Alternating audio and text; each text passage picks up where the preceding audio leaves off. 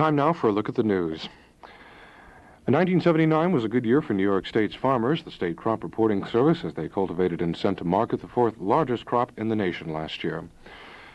Governor Hugh Carey led the state today in paying tribute to labor leader George Meany. Meany, a plumber from the Bronx, died last night at the age of 85. Carey said Meany brought the labor movement into its own. Flags are flying at half-staff today on state buildings, a tribute to the former president of the AFL-CIO. Governor Carey announced today that he signed contracts for the sale of power utilities in Vermont, Pennsylvania, and Ohio. The electricity is generated by state power authority plants. The total cost of the power package is not known. Under federal law, the power authority must sell a certain portion of power to other states from its federally licensed Niagara plant. A truck carrying radioactive waste was involved in an accident this afternoon in the town of Cortland in Westchester County.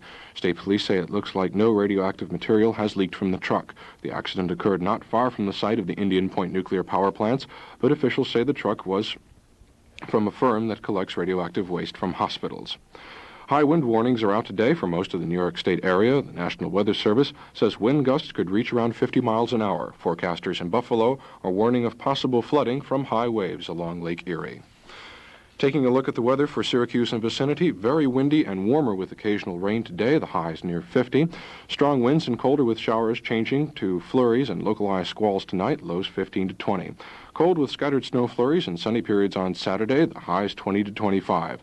Southerly winds 25 to 40 miles per hour with gusts over 50 today, becoming westerly tonight and diminishing on Saturday. The chance of precipitation is near 100%. Tonight, or rather this afternoon, 80% tonight and 30% on Saturday. Currently, the temperature is 51 degrees. The relative humidity is at 80%. 5 o'clock, time now for All Things Considered.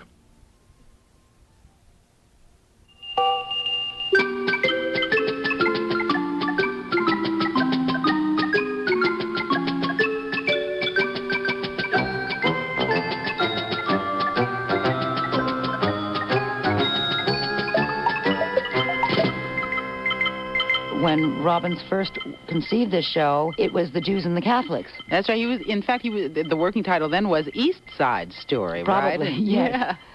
It's based on a classic. I mean, Romeo and Juliet has stood the test of time for 300 years.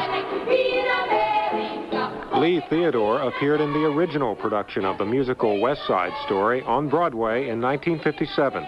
Now she's worked with choreographer Jerome Robbins on the revival of the show, which opened in Washington this week.